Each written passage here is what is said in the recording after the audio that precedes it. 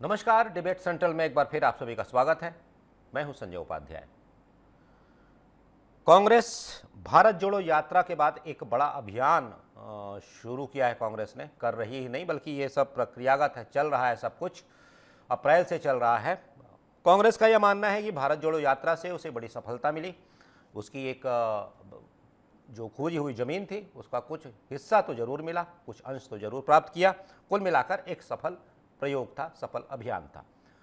उसी की तर्ज पर ये संविधान बचाओ रैली, संविधान बचाओ अभियान ये शुरू किया गया है। अप्रैल से शुरू हुआ अभियान, 4 चरणों में है, सब कुछ आपको बताएंगे। लेकिन इसके पीछे वही उद्देश्य है कि फिर से लोगों के बीच जाना और सामाजिक, आर्थिक, राजनीतिक न्याय की बात करना, जो लगातार कांग्रेस न्याय की बात कर रही है अलग अलग मंचों से, अलग अलग विषयों पर। तो ये सब कुछ जब हो रहा है तब इस पर सियासी बयानबाजी भी आती है। उप मुख्यमंत्री भी कुछ कहते हैं, दीपक बैज भी कुछ कहते हैं। क्या कुछ कहते हैं और इसके निहितार्थ क्या कुछ हैं और इसकी टाइमिंग पर सवाल क्यों उठ रहे हैं जब देश में एक अलग प्रकार की स्थिति है, चर्चा करेंगे। पहले देख लेते हैं एक report.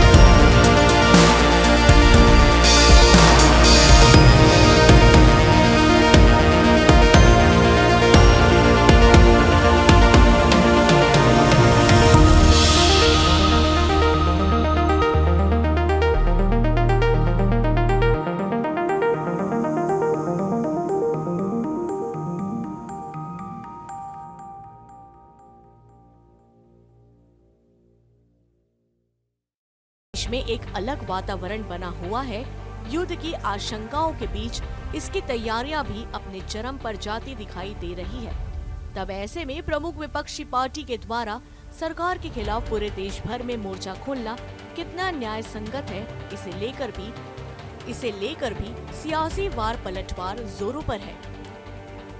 DA news plus, Raipur.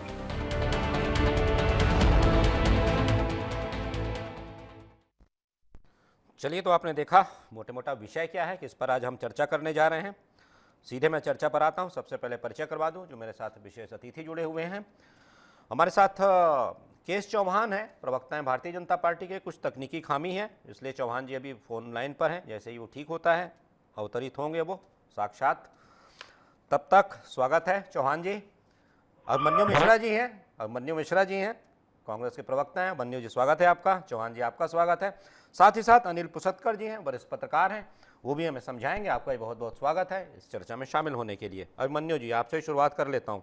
सामाजिक न्याय, जातिगत जनगणना, निजी शैक्षणिक संस्थानों में SC ST OBC का आरक्षण, आपने जो 3 न्याय की बात की है, सामाजिक, आर्थिक, राजनीतिक न्याय, मैं पहले बता दूं तब बात शुरू करूं। OBC आरक्षण, 50% आरक्षण की कैपिंग को हटाना, उस सीमा को बढ़ाना, ये आपने कहा सामाजिक न्याय। आर्थिक न्याय, आपने कहा स्वामीनाथन फार्मूले के तहत न्यूनतम समर्थन मूल्य स्थापित करना, कर्ज माफी करना किसानों की, फिर से वही बात आती है। बंद पड़े MSME, मतलब वो जो उद्योग हैं, छोटे उद्योग हैं, मध्य एवं लघु उद्योग हैं, सूक्ष्म उद्योग हैं, उनको फिर से उन पर ध्यान देना। राजनीतिक न्याय के बारे में बहुत कुछ नहीं कहा गया है। तो चलिए, आपका एक न्याय तो हो गया, जातिगत गणना वाली न्याय आपने बात की थी, वो न्याय तो कर दिया सरकार ने। अब 2-3 न्याय बचा है। अब मैं शुरुआत आपसे करता हूँ। मैं इसलिए कह रहा था, और इस पैकेज में भी है, दशकों आप सत्ता में रहे, 14 तक आप सत्ता में रहे, आपने ये सब न्याय क्यों नहीं किया? शैक्षणिक संस्थानों में SC ST OBC आरक्षण, स्वामीनाथन फार्मूला, 50% की कैपिंग आरक्षण की, कर लेते ना सर आप भी, क्यों नहीं किया? आज आपको क्या लग रहा है कि नहीं, इसकी आवश्यकता अभी ये जो समय है अभी चाहिए, उस समय इसकी आवश्यकता नहीं थी क्या? अभिमन्यु जी। संजय जी, सबसे पहले तो आपको नमस्कार जी, आपके व्यूअर्स को नमस्कार, आदरणीय चाचा जी, अनिल जी को नमस्कार, चौहान जी को नमस्कार जी। देखिए, आपने एक बहुत सही सवाल उठाया कि पहले इस बात की जरूरत क्यों नहीं पड़ी। देखिए, ऐसा था 50% कैप रखी थी हमारी सरकार ने, और हमारी सरकार शुरुआत से ही जो कांग्रेस की जो समिति थी जिन्होंने संविधान बनाने का काम किया, जो निर्माता समिति थी, उसके बाद उसमें एक कांग्रेस की बड़ी भूमिका थी, इसमें कोई दो राय नहीं है। उसमें ये भी बताया गया था कि जैसे जनसंख्या बढ़ती है, इनकी जनसंख्या जैसे बढ़ती % कैप हटाया जा सकता है। आज सबसे बड़ी बात यह है कि राहुल गांधी जी एक बार अपने उद्बोधन में कह भी रहे थे लोकसभा में और कई जगह में, और भी उन्होंने कहा कि आज जनसंख्या कितनी है SC ST OBC की, सबसे बड़ी ये जानने की जरूरत है। और जब वो जान जाएंगे हम, तो फिर हम जितनी भागीदारी उतनी हिस्सेदारी वाले फॉर्मूले पे आ सकते हैं, जिसकी जितनी जनसंख्या होगी उतनी उसको हिस्सेदारी मिल सके। अगर हमें आज, जैसे हम आज आदिवासियों को एक पर्टिकुलर कई साल पहले के फॉर्मूले पे आरक्षण दे रहे हैं जी, उसके अलावा OBC जनसंख्या, जैसे छत्तीसगढ़ में हम जानते हैं कि 52% जनसंख्या जो है OBC है, ये कहा जाता है छत्तीसगढ़ के अंदर में जी। उसके अलावा SC है, और उसके बाद बाकी सब आते हैं। बाहुल्य जो है ST और OBC ही बाहुल्य है जी। उसके अलावा आज की स्थिति जानना जो पूरे देश की, जिसमें SC ST OBC और बाकी जो है वो कितने कितने अनुपात में है, ये जानना बहुत, वो तो हो गया अभिमन्यु जी, तो हो गया, सरकार तैयार है, वो तो जनगणना होगी, ठीक है, ये सब कुछ ठीक है। मैं ये कह रहा था, ये पूछ रहा था कि तब आपने क्यों नहीं कर दिया? भाई, निजी संस्थानों में आरक्षण तो आप कर सकते थे, अगर ये संभव है तब। अगर आपको हर जगह आरक्षण ही चाहिए तो यहाँ कर सकते थे आप। सेना में आरक्षण कर लेते आप इसरो में आरक्षण कर लेते, आपको जहाँ आपको चाहिए था सर, आप सरकार में थे, और आप तो एक समय तो ऐसे बहुमत में थे कि आप तो संविधान पूरा आमूल-चूल बदल सकते थे, 2/3 ज्यादा बहुमत था। तब आपने क्यों नहीं किया? ये सब कर लेना था ना, कि सब आरक्षण भाई लो, ये टंटा ही खत्म आरक्षण का, अब बात ही नहीं होगी आरक्षण की, हर जगह आरक्षण दे दिया। आपके हाथ में था, क्यों नहीं दिया? अब क्यों चाह रहे हैं? देखिए, सबसे पहला तो मैं उस पर आ रहा था आपकी बातों पे कि आज एक आरक्षण को खत्म करने का सबसे बेहतर जो तरीका है जिसे सरकार ने निकाला है वो है निजीकरण। आप अगर कोई संस्था का निजीकरण करते हैं तो आरक्षण जो है स्वतः वहां पे समाप्त हो जाता है। तो उस बारे में बात हमारी की गई थी, और उसमें बताया अभिमन्यु जी, गया अभिमन्यु जी कौन से सुनिए ना, संस्थानों में थोड़ी कितने लोग- सी बातें अभिमन्यु जी, थोड़ी सिली हो जाती है बातें। आपके घर में काम करने वाले कितने हैं जिनको आपने आरक्षण के स्थान, मतलब आप ये जो बातें होती है ना सर, थोड़ी सी आप कहीं तो इससे हटेंगे ना। निजी संस्थाओं में, वही तो मैं कह रहा हूं, निजी संस्थाओं में आपने क्यों नहीं दिया आरक्षण? आपको कर देना था। आपको अगर लग रहा है ठीक है, सरकार को आप सलाह दे रहे हैं, क्यों नहीं किया? चलिए केएस चौहान जी, ये जो सामाजिक न्याय में आपने तो एक कर दिया, जनगणना, जातिगत जनगणना, बाकी ये और 2 न्याय की मांग कर रहे हैं। सामाजिक न्याय, आर्थिक न्याय आपको मैंने सुनाया, ये सब भी मानने जा रहे हैं क्या? जैसा बताया, निजी शैक्षणिक संस्थानों में आरक्षण, SC ST OBC का 50% की गैपिंग हटाना, सुप्रीम कोर्ट। चौहान जी। उपाध्याय जी, सबसे महत्वपूर्ण 2 बातें हैं जी। सबसे पहली बात तो ये है कि जितनी भी उन्होंने मांग की है, जैसे कि आपको भी मालूम है, हमारे वरिष्ठ पत्रकार को भी मालूम है, और हमारी व्यूअर्स को भी मालूम है, और साथी प्रवक्ता को भी मालूम है कि ये 2014 के बाद की ये डिमांड की है कि 2014 तक ये थी, और उसके बाद हमने बैन कर दी। ये डिमांड जो है वो पहले की है, और उसके बाद आपने जैसे बोला कि 7 साल तक आपकी सरकार थी, तो आपने क्यों नहीं कर दिया? जातिगत जनगणना की बात कर लीजिए। जातिगत जनगणना पहले कब हुई थी? हमारे साथी प्रवक्ता बताना कौन से सन में हुई थी? बताइए शर्मा जी, बताइए जातिगत जनगणना पहले कौन से साल में हुई थी, ये बता दीजिए बस आप। कब हुई थी पहले जातिगत जनगणना? आप बोल रहे हैं 1881 से लेकर 1931 तक हुई थी जातिगत जनगणना। उसके बाद फिर 1951 में जनगणना जो हुई थी, उसमें SC ST के खाली आंकड़े जुटाए गए थे, बाकी जातियों की नहीं हुई थी। 2011 में फिर एक जनगणना हुई थी जिसमें जाति विषय, सामाजिक आर्थिक के साथ जाति के विषय को जोड़ा गया था, लेकिन वो आंकड़े सार्वजनिक नहीं किए गए थे यूपीए की सरकार में। जी, मैं उपाध्याय जी आपसे नहीं पूछ रहा था, मैं शर्मा जी से पूछ रहा था। जी, अच्छा ठीक है, शर्मा जी से पूछ रहा था। और नहीं, मैं शर्मा जी आपने कहा तभी मैं कंफ्यूज हो गया। यहाँ मिश्रा जी बैठे हैं, मिश्रा जी हैं कांग्रेस के। जी, और जातिगत जनगणना 1931 के बाद नहीं हुई है। जी, आपने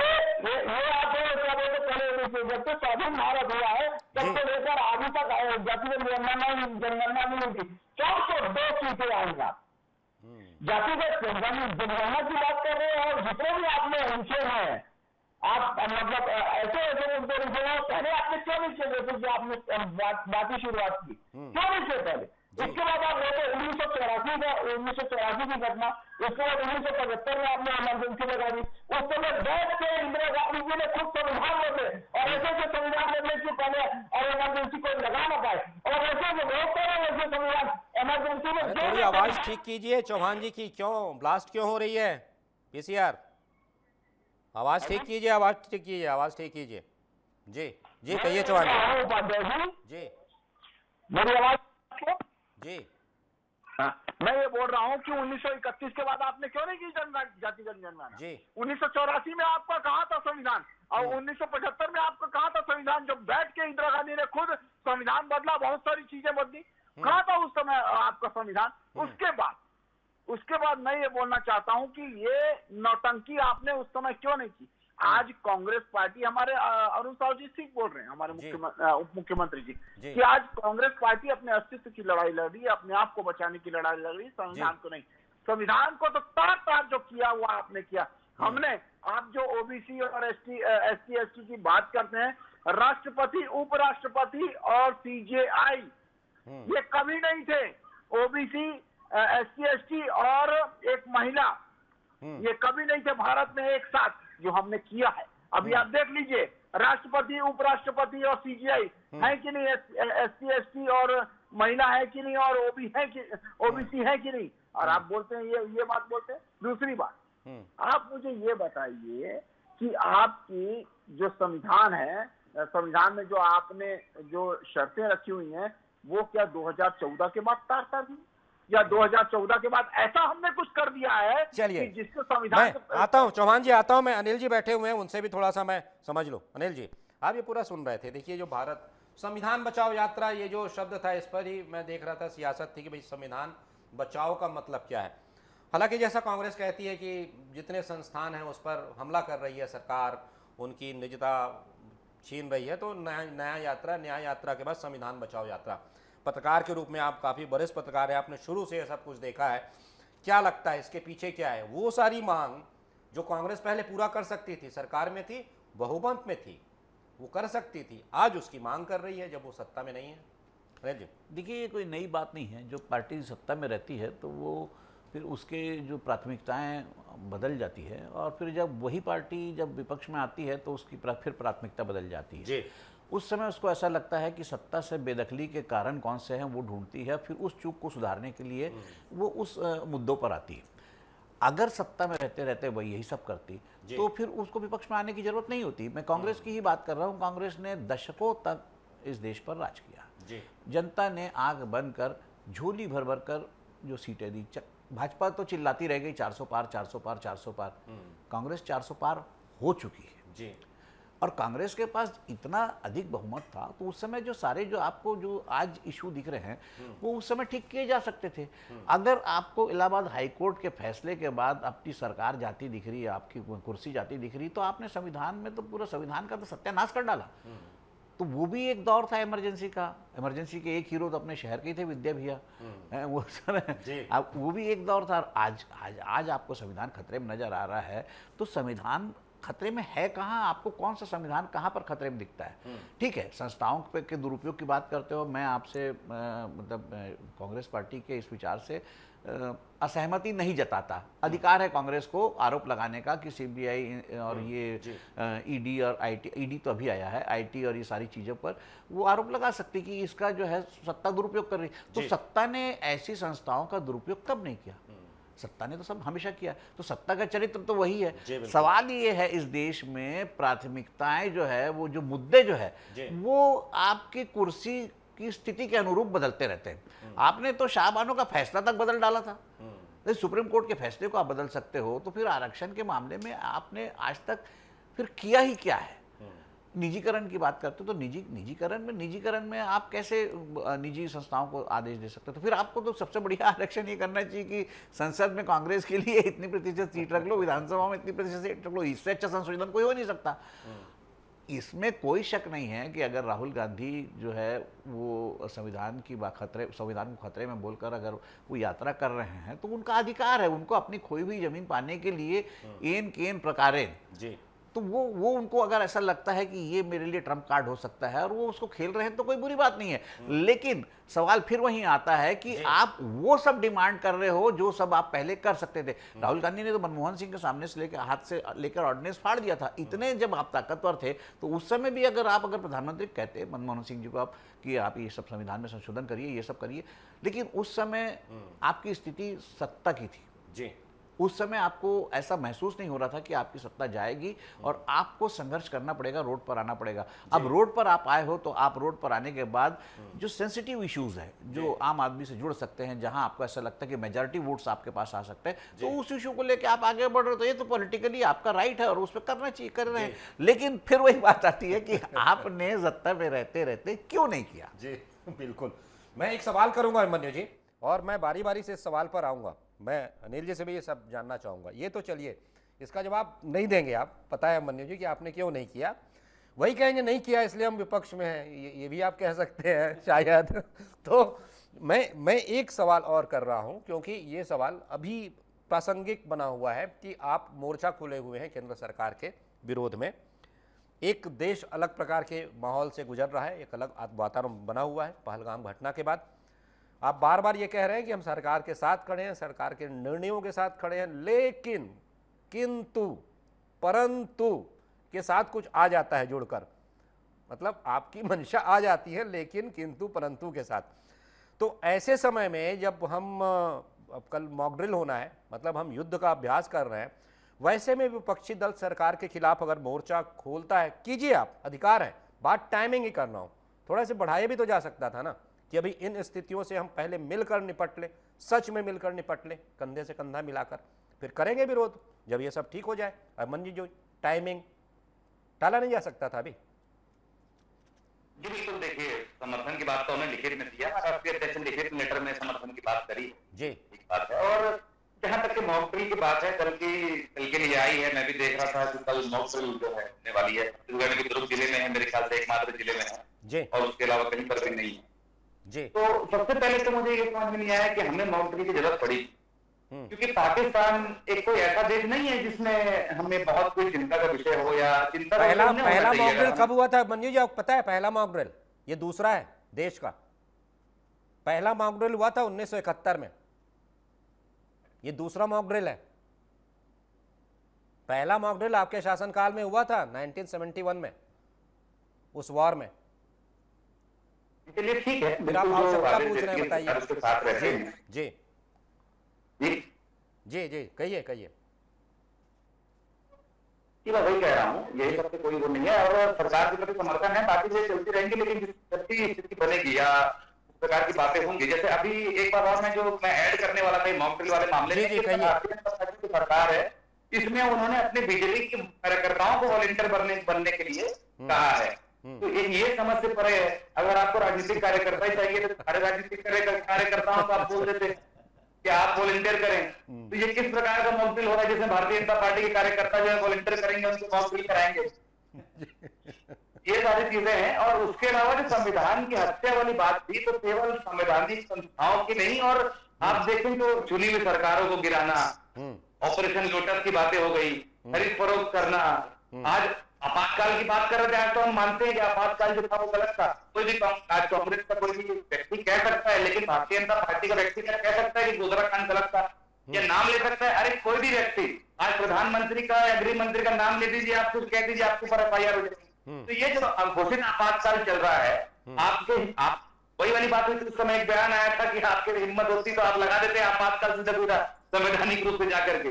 लेकिन आज हमने जो ये मजबूत किया है जो नियम को, उसमें आज आपातकाल लगाना इतना आसान भी नहीं, क्योंकि हमारे आने वाले जनरेशन ने कहा, इस बात को माना और नियमों में संशोधन किया। तो आज जो ये हम तो जनता के पास जा रहे हैं, हम यात्रा लेके जनता के पास जा रहे हैं, जनता तक अपनी बात रख रहा है, आखिरी जो फैसला है वो जनता को लेना है। तो भारतीय जनता पार्टी को क्यों फर्क पड़ रहा है? उसके बाद अभी बता रहे थे, अरुण साहु जी की बात कर रहे थे, तो अरुण साहु जी बोल रहे थे कि अपना अस्तित्व बचाने के लिए, तो अरुण साहु जी को अपना अस्तित्व देखना चाहिए।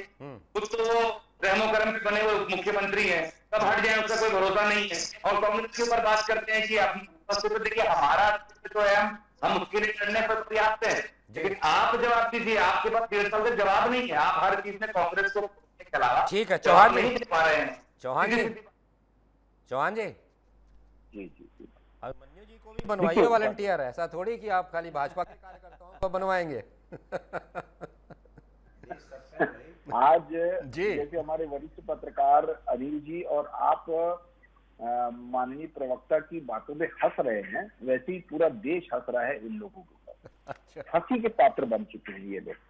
अभी आज की डेट में कौन सी कंडीशन है, कौन सी परिस्थिति है, देश के लिए सोचना चाहिए। लेकिन देश के लिए तो बहुत दूर की बात है, इनके नेता अपनी पार्टी के लिए भी नहीं सोचते हैं, वो पहले अपना चीज देखते हैं। इसी वजह से आज 7 से 2 पार्षद रह गए हैं इनके पास रायपुर में। दूसरी बात मैं ये बोलना चाहूंगा उपाध्याय जी, सबसे बड़ी बात ये है कि जो जनता है ना, जनता बहुत ज्यादा जागरूक है। जनता को सब मानो, और जनता किसी के पक्ष में नहीं है, मैं आपको सही से बता दूं।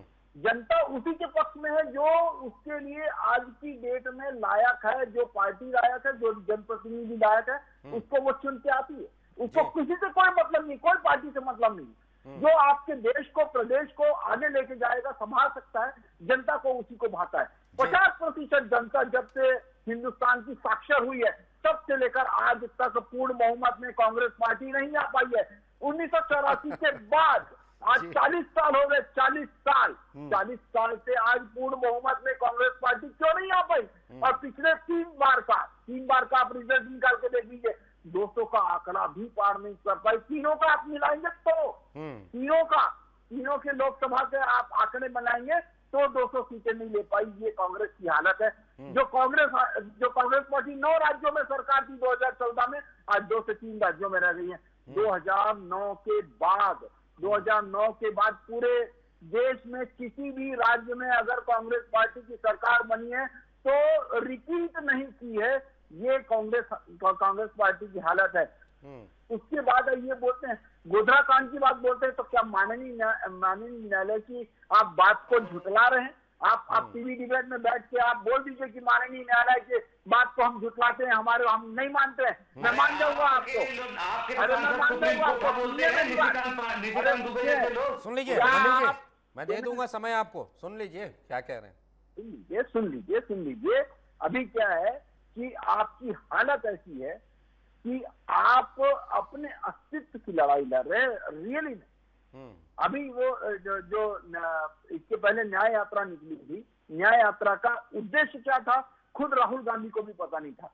उनसे पूछा जाता था कि न्याय यात्रा, न्याय किस चीज का? न्याय उस चीज का जो अब 2014 के बाद हमने अन्याय किया हो, वो एक पॉइंट मेरे को बता दें तो मैं आपको मान जाऊंगा। आप मेरे को 2014 के बाद एक पॉइंट ऐसा बना दे कि जो असंवैधानिक किया हो, तब मैं आपको मान जाऊंगा। एक टीवी डिबेट में अनर्गल बातें करना, वो बात है राजनीतिक मुद्दा नहीं, आप संवैधानिक मुद्दा कोई भी लेके आइए, आप चैलेंज करिए कोर्ट में। आपने तो पूरे कोर्ट को हटा के रख दिया था जब आपके इंदिरा गांधी जी को क्या बोलते सजा की नौबत आ गई थी, तब जाके आपने इमरजेंसी लगाई थी। क्यों नहीं बोलते हैं आज टीवी डिबेट में? ठीक है चौहान जी। अनिल जी, ये जो मैंने किया था एक सवाल की, जो टाइमिंग की बात है आपकी, जो ठीक है अधिकार है आपका राजनीतिक दलों का, लेकिन एक समय महत्वपूर्ण होता है, देश काल परिस्थिति जो होती है महत्वपूर्ण होती है। तो अभी की स्थिति में ये जो बातें आ रही थी, क्योंकि मैं बहुत से नेताओं के साथ बैठा हुआ था, कांग्रेस के भी नेता थे, वो भी इस बात से कहीं ना कहीं सहमत थे, लेकिन ठीक है उनकी हर नेता की पार्टी से अपनी एक घनिष्ठता होती है, एक जुड़ाव होता है, या फिर आदेश का पालन करना होता है, पार्टी की अपनी रणनीति होती है। क्या लगता है आपको? नहीं देखिए, ये तो इनका जो अभी इनकी जो यात्रा जो है वो उनका प्रोग्राम पहले से बना हुआ है, पहले से है ना। और अभी ये जो परिस्थितियां पहलगाम की बनी है वो दुर्भाग्य से अभी हाल में बनी है, तो उस प्रोग्राम की जो डेट है उसको बढ़ाना मैं नहीं समझता कोई बहुत ऐसा इशू है। अगर छत्तीसगढ़ में अगर कांग्रेस अपनी यात्रा कर रही है और संविधान बचाओ और संविधान जो कर रही है, तो उसका डेट बढ़ाना या उससे कोई पूरे देश भर में क्योंकि चल रही यात्रा है पूरे देश। हाँ ठीक है, लेकिन आप बताइए ना कि अगर हमारे यहाँ दुर्ग में मॉक ड्रिल भी हो रही है, तो मॉक ड्रिल जो है वो ठीक है, मॉक ड्रिल हमारे यहाँ दुर्ग में हो रही है, इसलिए हो रही है क्योंकि हमारे पास एक तो बहुत बड़ा वहाँ पे प्लांट है बीएसपी, है ना। क्योंकि जो एयर स्ट्राइक्स है जो पाकिस्तान की जो संभावित है, वो तो जो बॉर्डर एरिया होता है उस पर होता है, स्ट्रेटेजिक एरिया होता है, स्ट्रेटेजिक एरिया के बाद जो डिफेंस बेसिस होते हैं वो होता है, फिर न्यूक्लियर जो एनर्जी के जो प्लांट्स होते हैं वहाँ होता है, उसके बाद जाके पॉलिटिकल सेंटर्स होते हैं, पॉलिटिकल सेंटर में दिल्ली, मुंबई, कलकत्ता ये हो सकता है, और उसके बाद जाके सबर्ब्स में और दूसरे शहरों में आता है। तो हमारी तो, और दूसरी बात, रायपुर शहर और छत्तीसगढ़ तो बॉर्डर से जो है उनके सपने से भी दूर है, तो यहाँ ऐसा वो स्थिति नहीं है। तो छत्तीसगढ़ में अगर यात्रा करती है कांग्रेस तो ठीक है, उससे कोई बहुत फर्क नहीं पड़ता, क्योंकि फिर अगर आप छत्तीसगढ़ में कांग्रेस की यात्रा पर सवाल उठाओगे तो फिर तो कांग्रेस को, आप अभिमन्यु तो बोला नहीं अभिमन्यु तो मैं बोल देता हूँ कि फिर ये तो फिर सुराज तिहार मनाने की क्या जरूरत है, सुशासन तिहार, सुशासन तिहार में भी तो फिर पूरा एडमिनिस्ट्रेशन वहां लगा हुआ है। तो ये कोई इशू नहीं है, मतलब मैं नहीं समझता कि वो रिलेवेंट है इस बात पे कि आपको उसको स्थगित कर देना चाहिए उसकी टाइमिंग का।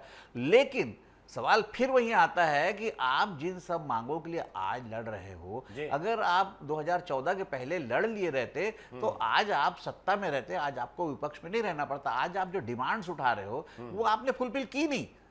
आप जिस डिमांड को उठा रहे हो वो डिमांड आपकी ही क्रिएट की हुई है, आपने फुलफिल कर दिया रहता तो फिर जरूरत थोड़ी पड़ती। लेकिन अब वो पॉलिटिकल एजेंडा है तो उस पर उनको काम करने का हक है, और एक कांग्रेस पॉलिटिकल पार्टी है, वो अगर अपनी कोई भी जमीन ढूंढ रही है तो वो उनका हक है, उसमें कोई दिक्कत की बात मैं नहीं समझता, कोई दिक्कत की बात है अगर वो कर रही तो। जी नहीं, मैंने भी इसलिए यही कहा कि उनका ये अधिकार होता है, लेकिन जो चर्चा होती है, कुछ चर्चाओं में बातें भी शामिल हो जाती हैं कि भाई इस समय, क्योंकि होता ये है, मतलब इस कहने के पीछे हालांकि विस्तृत चर्चा थी, उसके पीछे जो पूरा लब्बुलवाब था ये था कि जब आप ऐसे आंदोलन में जाते हैं फिर सब सरकार के आप खिलाफ बोलते हैं, क्योंकि सुशासन तिहार में आपको सरकार के खिलाफ कुछ नहीं बोलना है, आपको अपनी योजनाएं लेकर जाना है, अपनी अच्छी बातें बतानी है, वहाँ पर समस्याएं सुननी है।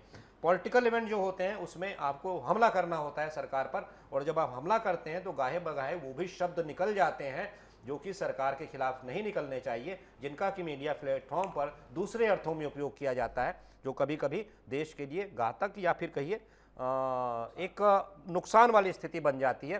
इसलिए मैंने ये जो चर्चा हो रही थी, हालांकि जैसा आपने कहा, आपसे पूरी तरह मैं सहमत हूँ कि ये राजनीतिक दलों का अपना अधिकार है कि वो कार्यक्रम कब कैसा चलाएं, लेकिन साथ ही साथ इस बात का भी ध्यान रखना आवश्यक है कि देश में परिस्थितियां कैसी बनी हुई हैं, उस अनुसार ही आचरण करें कार्यकर्ता नेता।